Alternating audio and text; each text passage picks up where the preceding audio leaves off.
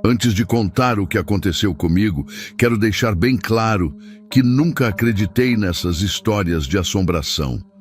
Sempre fui aquela pessoa que procura explicação para tudo, ainda mais depois que me formei em enfermagem. A gente aprende a ser racional, né? Mas o que aconteceu naquela noite no hospital onde eu trabalhava mudou tudo o que eu pensava. Não vou dizer o nome do hospital nem o bairro exato para proteger as pessoas envolvidas, mas foi numa região mais afastada do Rio de Janeiro. Era meu primeiro plantão noturno e eu estava animada, mesmo com aquele calor de março que não dava trégua nem de madrugada.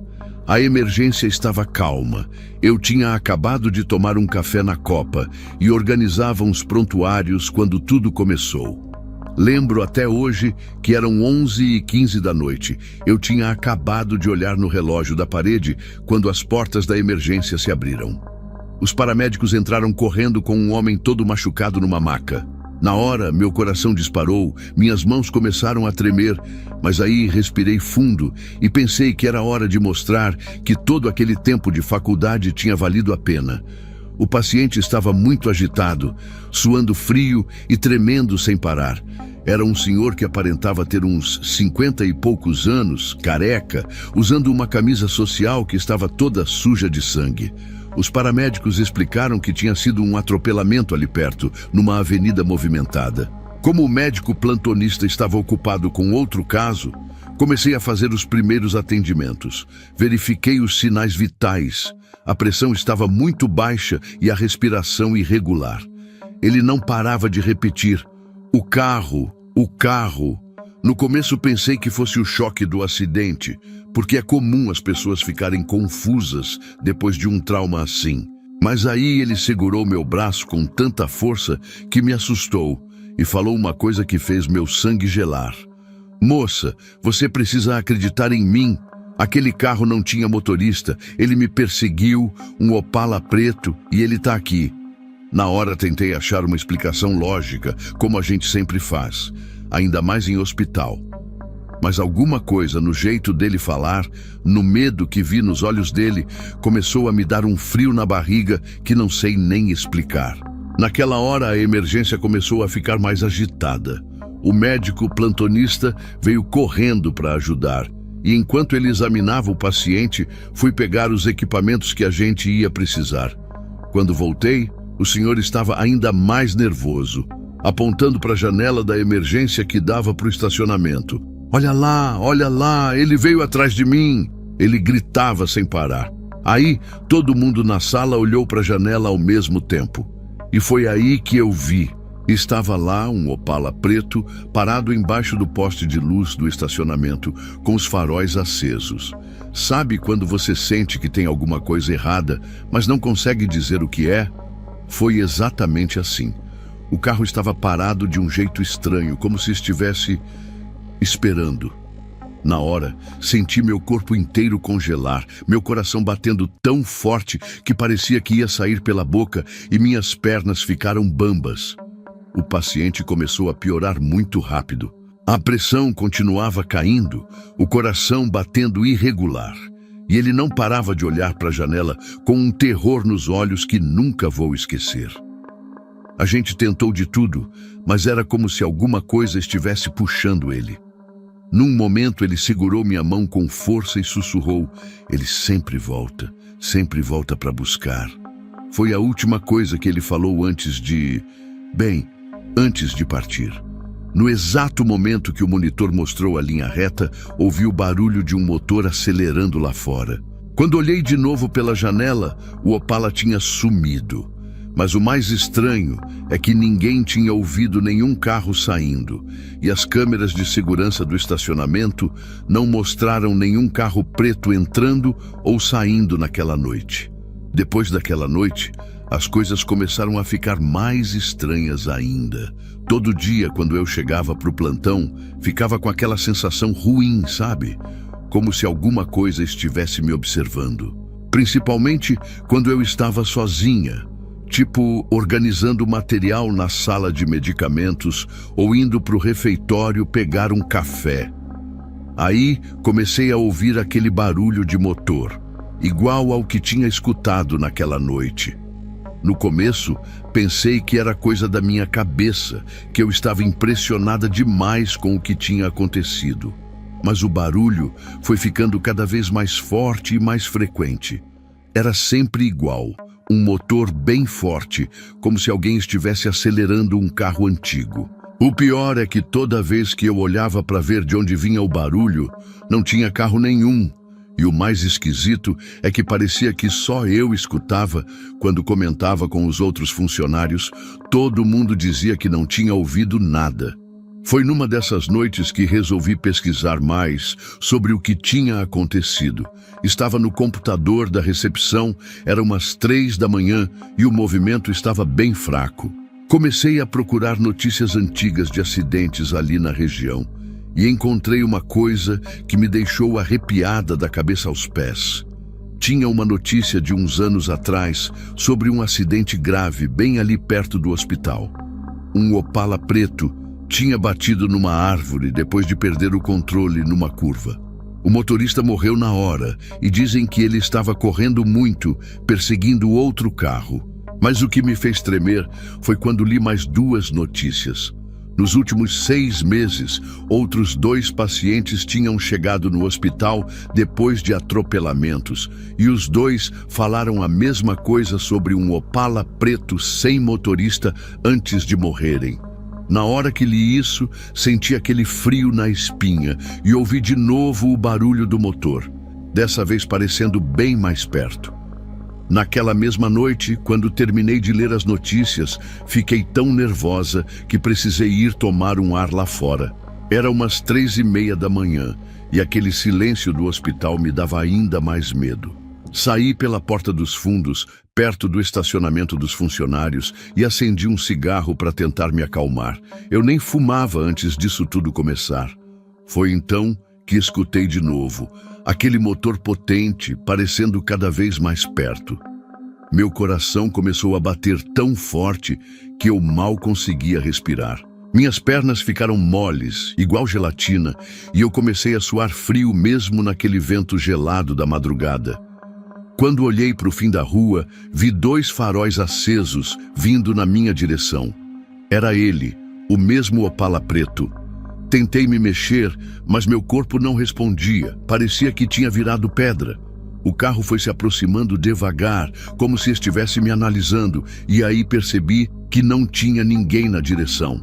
Não sei explicar direito o que aconteceu depois. Só lembro que quando o carro chegou mais perto, consegui ver que o banco do motorista estava vazio, mas tinha umas manchas escuras no para-brisa.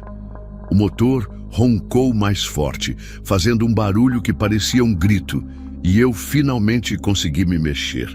Corri para dentro do hospital como se minha vida dependesse disso, e acho que dependia mesmo. Tropecei, caí, me ralei toda, mas não parei de correr até chegar na emergência. Quando os outros funcionários me viram naquele estado, chamaram o segurança para ir verificar o estacionamento. Mas, igual das outras vezes, não tinha nada lá. Nenhum carro, nenhuma marca de pneu, nada. E o mais estranho, as câmeras de segurança não mostraram nada também, como se eu tivesse imaginado tudo aquilo. Mas eu sei que não imaginei. As marcas dos meus joelhos ralados estavam lá. E aquele medo a gente não inventa. Pedi transferência para o turno do dia logo depois disso tudo. Não aguentava mais trabalhar de noite. Estava acabando com meus nervos. Mas aí que as coisas começaram a mudar de um jeito que não esperava. Um dia, estava arrumando uns arquivos antigos do hospital. Sabe aquelas pastas amarelas que ficam guardadas há anos? E encontrei uma coisa que me deixou sem chão. Era um prontuário de mais de 20 anos atrás, de um paciente que tinha dado entrada depois de um acidente de carro. E não é que era justamente o motorista do Opala? Ele tinha chegado ainda vivo no hospital. E aí descobri uma coisa que não estava nas notícias que li. Antes de morrer, ele ficou repetindo que estava arrependido, que não devia ter corrido atrás daquele outro carro. Segundo o prontuário, ele falava que precisava impedir que outras pessoas fizessem a mesma coisa. Na hora que li isso, senti aquele arrepio de novo, e lá estava o barulho do motor mais uma vez. O mais assustador é que depois que encontrei esse prontuário, o barulho do motor começou a aparecer até durante o dia. Era como se alguma coisa estivesse me seguindo, me vigiando. Teve uma manhã que estava indo para o ponto de ônibus depois do plantão, e ouvi aquele ronco familiar atrás de mim. Nem olhei para trás, saí correndo igual uma doida. As pessoas na rua devem ter achado que eu estava maluca, mas não me importei. Naquele dia tomei uma decisão, pedi demissão do hospital. Não dava mais para continuar daquele jeito, estava ficando doente só de pensar em ir trabalhar. Hoje, trabalho em outro hospital, bem longe dali, e nunca mais ouvi aquele motor. Mas às vezes, quando estou voltando para casa tarde da noite, sempre presto atenção nos carros que passam. E se vejo um Opala preto, mudo de calçada na mesma hora. Não sei explicar até hoje o que aconteceu naquele hospital. Se era mesmo o espírito do motorista tentando impedir mais acidentes ou se tinha alguma outra explicação.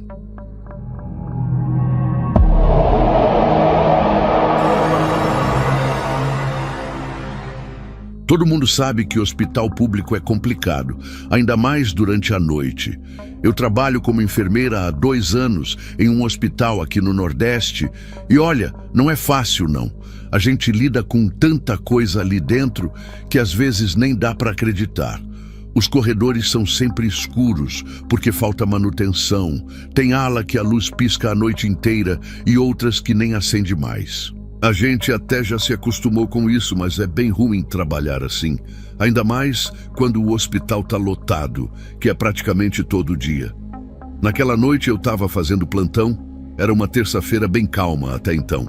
Sabe aquele silêncio de hospital que dá uma agonia? Então, estava daquele jeito. Eu estava organizando uns prontuários na recepção da emergência quando chegou uma ambulância. Era uma senhora bem velhinha, devia ter uns 80 anos, e ela estava com um ferimento muito feio no pescoço. Assim que ela entrou, começou a falar umas coisas sem sentido, mas o jeito que ela falava me deu um frio na espinha. O pessoal da ambulância falou que encontraram ela caída na rua e ninguém sabia explicar direito o que tinha acontecido. Enquanto eu tentava cuidar do ferimento, ela não parava de repetir: "Não deixa ele entrar", e "ele tá vindo", com uma voz bem fraquinha. Aí depois ela pegou na minha mão com tanta força que me assustei, porque ela parecia tão frágil.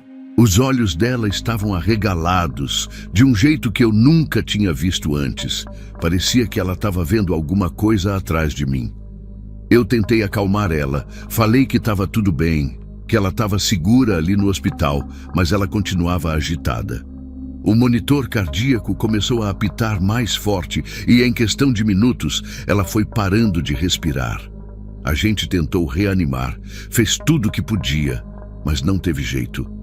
Ela faleceu ali, ainda segurando minha mão. Foi tudo tão rápido que eu fiquei meio sem reação, sabe? Tinha alguma coisa diferente naquela situação toda, eu senti na hora. Depois que a senhora faleceu, eu precisei fazer todo aquele processo de costume, sabe? Preencher papelada, organizar tudo. Já passava da meia-noite e o hospital estava num silêncio que só. Na emergência não tinha mais nenhum paciente. E isso é bem raro de acontecer. Eu estava terminando de arrumar as coisas quando comecei a ouvir uns passos no corredor. No começo, pensei que fosse alguém da equipe da noite, mas o som era diferente. Parecia que a pessoa estava usando um sapato de sola dura. Aí eu levantei a cabeça para ver quem era, e foi aí que eu vi. Lá no fim do corredor escuro, tinha uma pessoa parada. Era uma figura muito alta e magra, usava um chapéu preto e roupa escura. Meu coração disparou na hora e eu senti um frio subindo pela espinha. Tentei chamar alguém pelo telefone da recepção, mas ninguém atendia. Parecia que eu estava sozinha naquele setor inteiro, e olha que isso nunca acontece em hospital. Aí, do nada, aquela figura começou a vir na minha direção, bem devagar. Minhas pernas ficaram bambas, eu queria correr, mas não conseguia me mexer. Era como se meu corpo todo tivesse congelado. O ar ficou pesado, gelado, e eu comecei a suar frio. Quanto mais aquela coisa se aproximava, mais eu sentia que não era uma pessoa normal. Tinha algo errado, muito errado. Sabe quando você sente que está em perigo, mas não consegue fazer nada? Então era exatamente assim. Eu só conseguia ouvir o barulho dos passos dele e meu coração batendo tão forte que parecia que ia sair pela boca. Foi nessa hora que eu escutei um barulho vindo da sala dos enfermeiros e quando virei para olhar, vi uma colega minha saindo de lá. Ela percebeu que tinha algo errado só de olhar para minha cara, que devia estar branca que nem papel. Quando ela chegou perto de mim, eu apontei para o corredor, mas aquela figura tinha sumido. Eu ainda estava tremendo tanto que mal conseguia falar direito. Minha colega me levou para a sala dos enfermeiros e me deu um copo d'água. Depois que eu consegui me acalmar um pouco, contei tudo o que tinha acontecido. Achei que ela ia pensar que eu estava ficando doida. Mas aí ela me olhou com uma cara séria e falou que não era a primeira vez que isso acontecia ali. Ela mesma já tinha visto aquela figura outras vezes, sempre depois que algum paciente morria. Outras enfermeiras que trabalham há mais tempo no hospital também já viram essa mesma coisa. Elas dizem que é a própria morte que vem buscar as almas das pessoas. Tem gente que fala que consegue até sentir o cheiro de terra molhada quando ela aparece. Depois daquela noite, eu nunca mais consegui fazer plantão sozinha naquele setor. E olha que eu não sou de acreditar nessas coisas não. Mas depois do que eu vi, do jeito que aquela senhora faleceu, avisando que ele estava vindo, não tem como explicar. Até hoje, quando eu lembro daquela figura alta no corredor escuro, meu corpo fica todo arrepiado. O pior é que não foi a última vez que eu vi aquela coisa, mas isso é uma outra história, que eu prefiro nem contar agora, porque só de lembrar já me dá um frio na barriga. Uma das enfermeiras mais antigas do hospital me contou que essa figura começou a aparecer desde que o hospital abriu. Ela me falou que sempre acontece do mesmo jeito. Primeiro vem aquele silêncio estranho, depois o ar fica pesado e gelado, e aí a gente começa a ouvir os passos. Tem plantão que dá para ouvir o barulho dele andando pelos corredores a noite toda. Essa enfermeira me disse que uma vez ela estava cuidando de um paciente muito grave e quando ela olhou para o canto do quarto, lá estava ele, parado, só esperando. O paciente faleceu naquela mesma noite. Desde então, toda vez que alguém vê essa figura, já sabe que vai acontecer alguma coisa. É como se ele viesse avisar, sabe? Eu nunca tinha acreditado nessas histórias antes. Achava que era coisa da cabeça do povo. Mas depois daquela noite, não tem como duvidar. Eu ainda trabalho no mesmo hospital, mas sempre que posso, evito ficar sozinha, principalmente de noite. Toda vez que eu passo por aquele corredor, eu lembro daquela senhora e do jeito que ela segurou minha mão, como se quisesse me avisar de alguma coisa. Às vezes eu penso que ela já sabia o que estava por vir, que ela conseguia ver aquela figura antes mesmo de chegar no hospital. O pessoal mais antigo diz que não adianta ter medo, que é melhor aceitar que tem coisas nesse mundo que a gente nunca vai entender direito. E sabe o que é mais estranho? Depois daquela noite, toda vez que tem alguém prestes a falecer no hospital, eu sinto aquele mesmo frio na espinha que senti quando vi aquela figura pela primeira vez. É como se meu corpo soubesse que ele está por perto, só esperando sua hora de aparecer de novo. Tá gostando das histórias? Então não se esqueça de deixar o like e se inscrever no canal. Isso ajuda muito a trazer mais relatos assustadores para você. E agora, prepare-se, porque a próxima história vai te deixar sem dormir.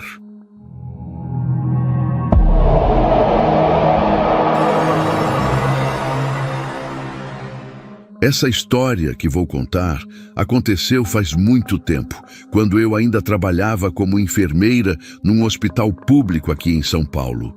Hoje já estou aposentada, mas nunca vou esquecer o que aconteceu naquela noite. Não vou dizer o nome do hospital, nem o bairro exato para proteger as pessoas envolvidas, mas era numa região bem afastada da Zona Leste. Sabe quando a gente tem aquela sensação estranha, como se alguma coisa não tivesse certa? Então, foi assim que eu me senti quando cheguei para fazer o plantão noturno. Era um dia normal de outubro. Tava aquele tempo abafado, típico da cidade, e eu tava indo fazer minha rotina de sempre.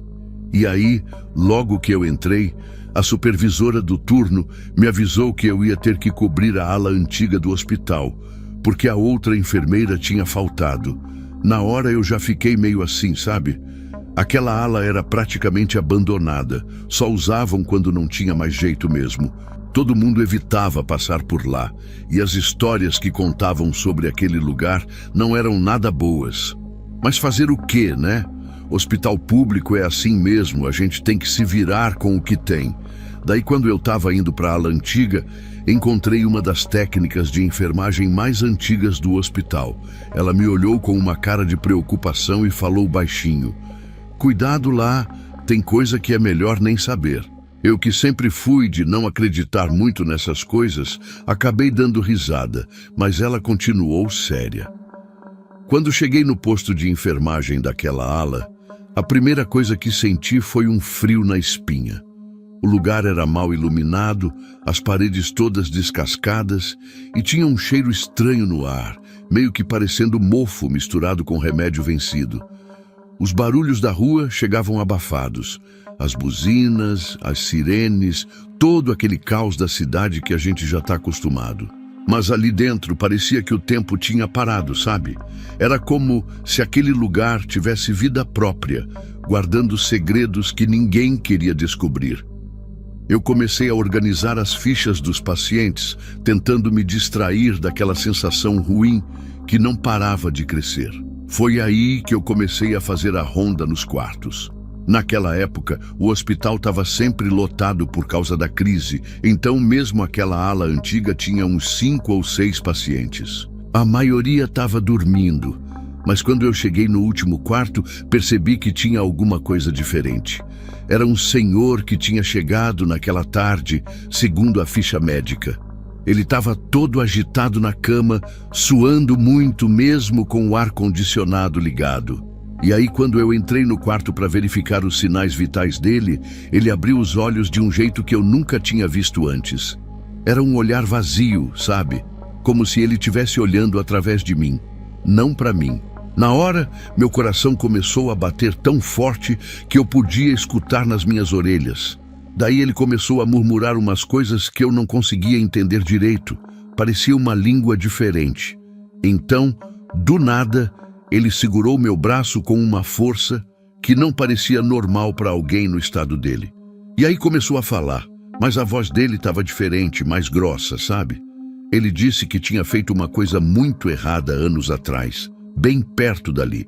Falou de um ritual que ele e mais algumas pessoas tinham feito, achando que iam conseguir riqueza e poder. Mas alguma coisa deu errado, e agora ela não deixava ele em paz.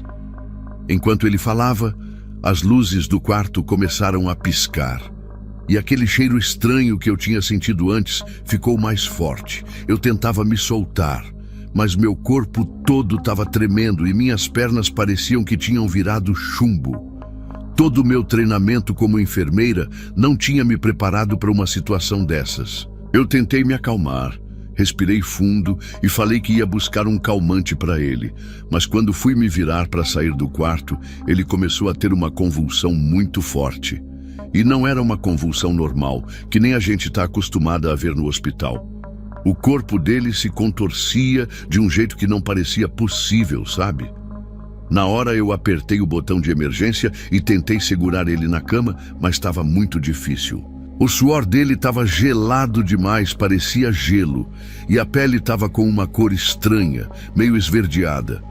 Daí ele começou a falar com aquela voz diferente de novo, mas agora mais alta, dizendo que ela estava ali, que tinha encontrado ele depois de todo esse tempo.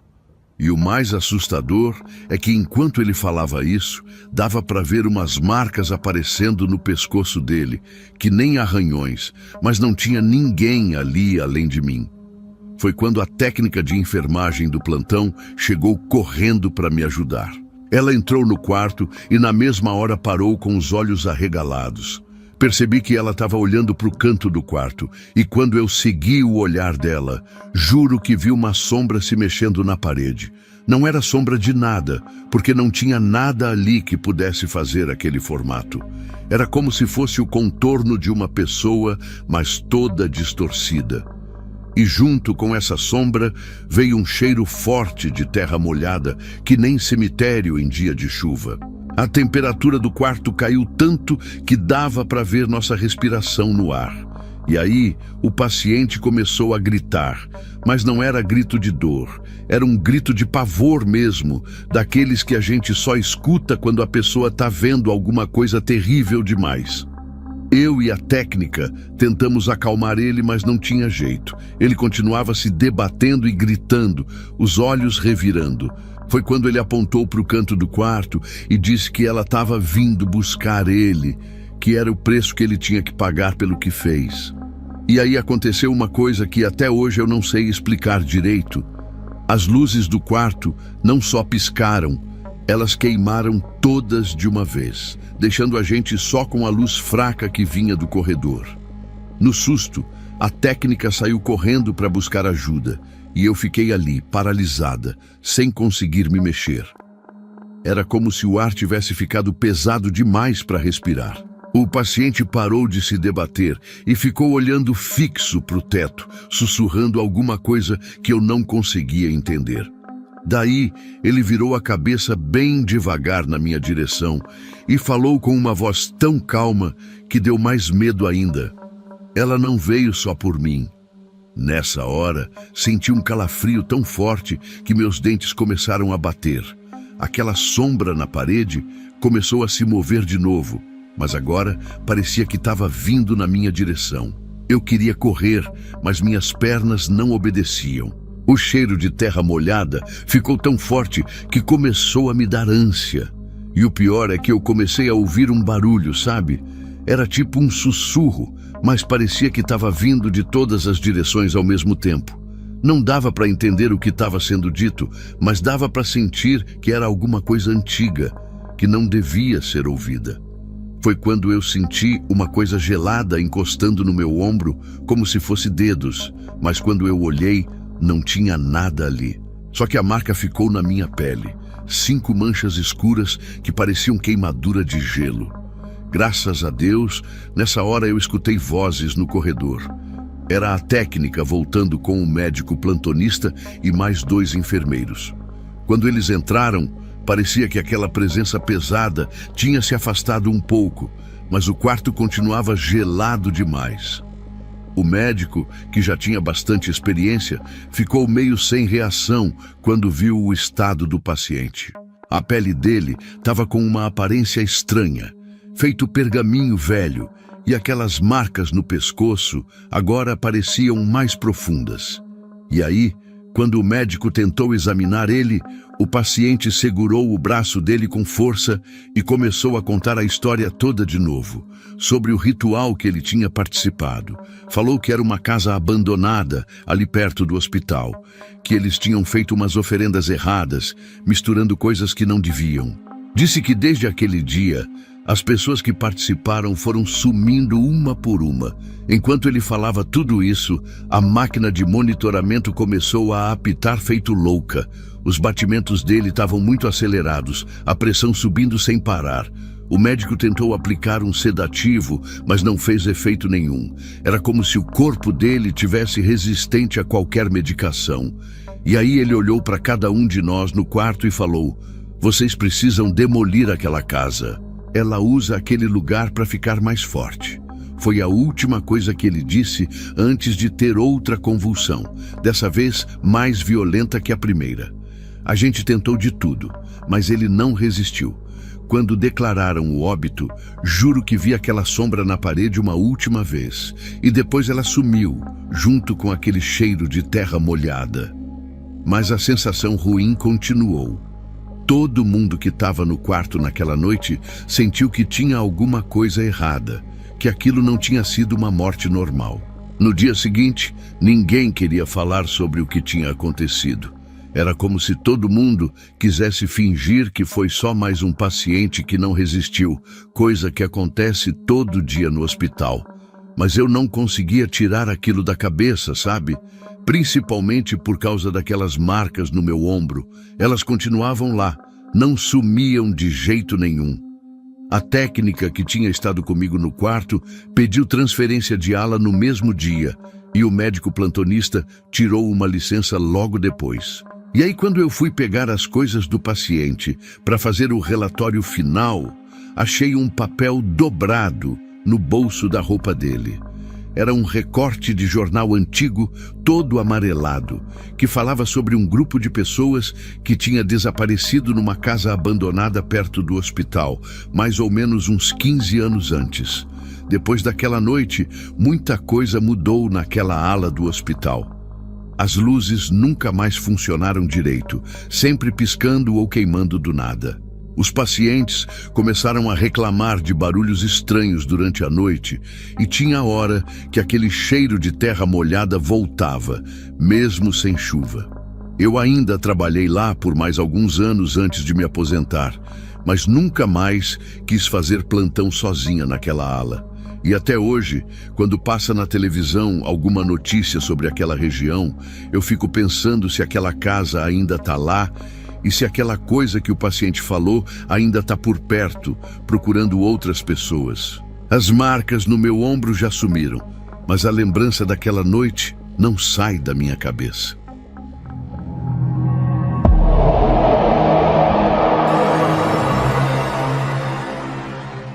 Aconteceu comigo quando eu estava trabalhando no plantão noturno do hospital. Sabe, eu sou enfermeira há mais de 15 anos e trabalho em um hospital público aqui no Rio de Janeiro, bem próximo de uma comunidade. Naquela noite, estava tudo bem calmo.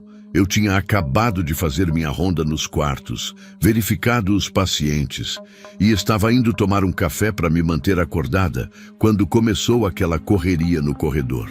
Aí veio o pessoal da emergência gritando que tinha chegado um homem baleado, precisando de atendimento urgente. E não é que quando eu vi o estado dele, meu coração gelou na hora?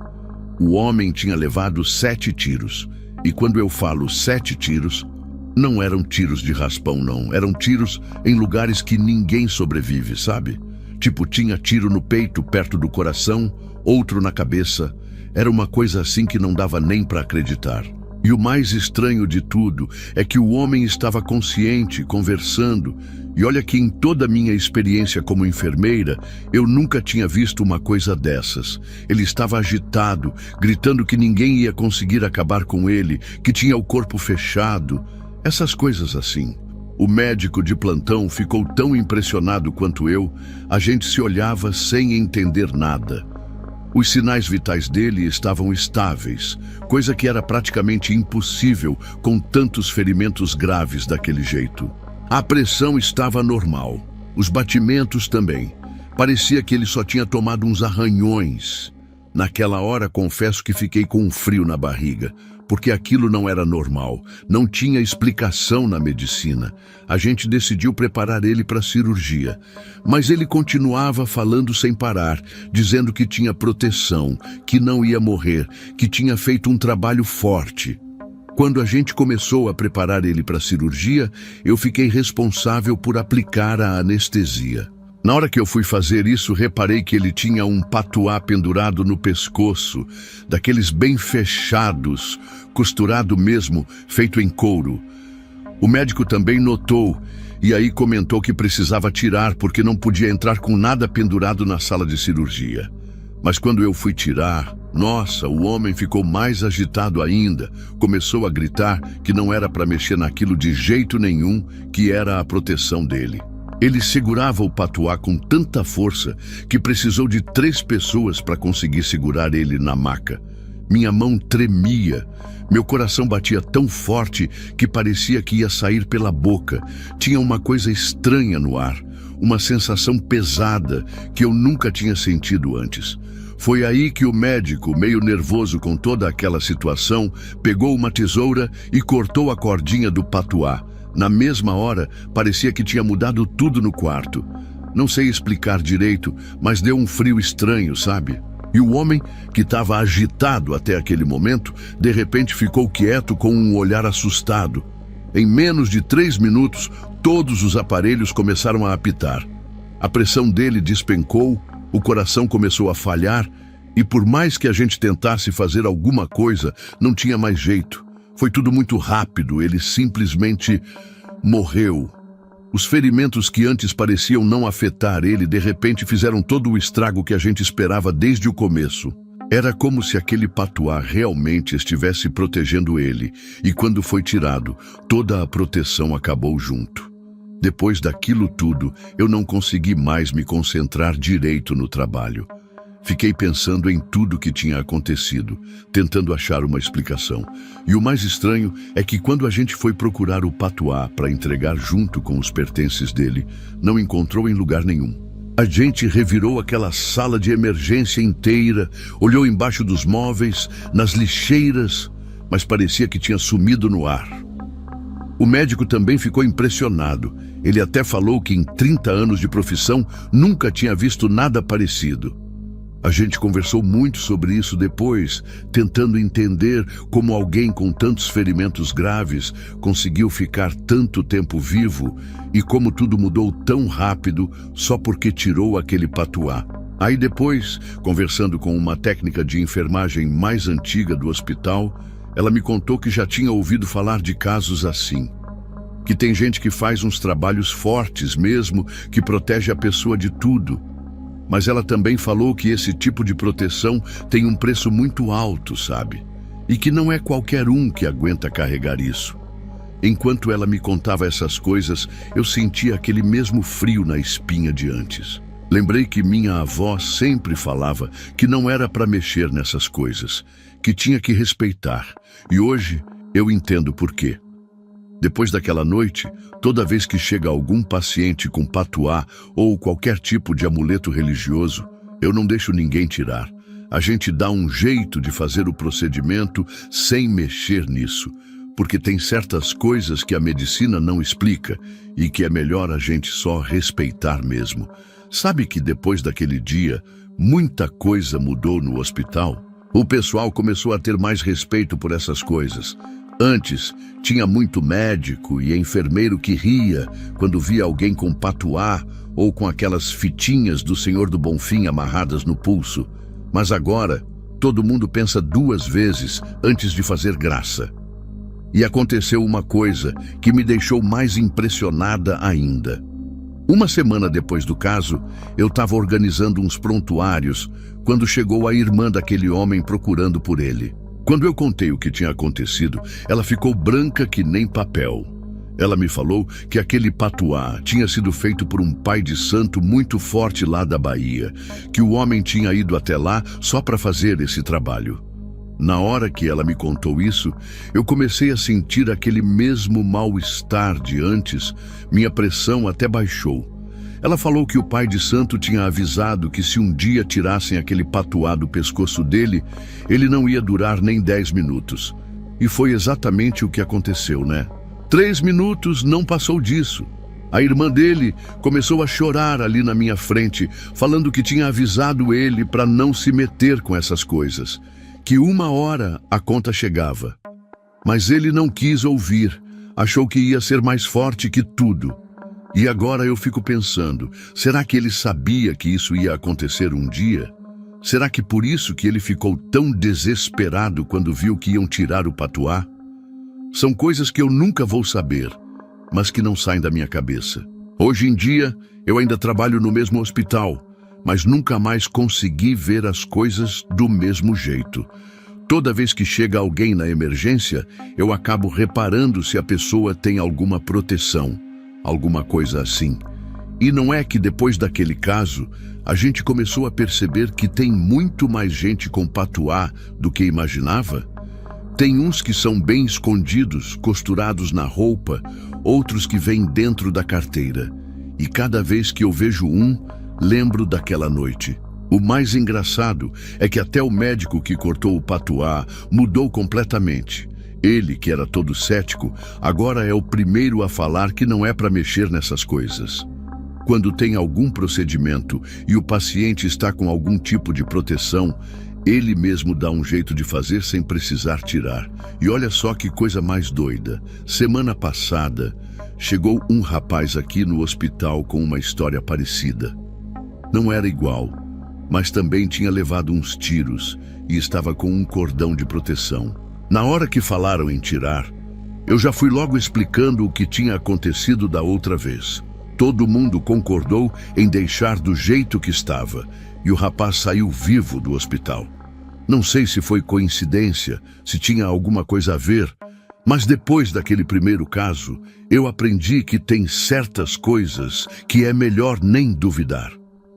A gente estuda tanto na faculdade, aprende tanta coisa da medicina, mas tem coisa que não tem explicação nos livros. E às vezes é melhor aceitar que existem mistérios que a gente nunca vai entender direito.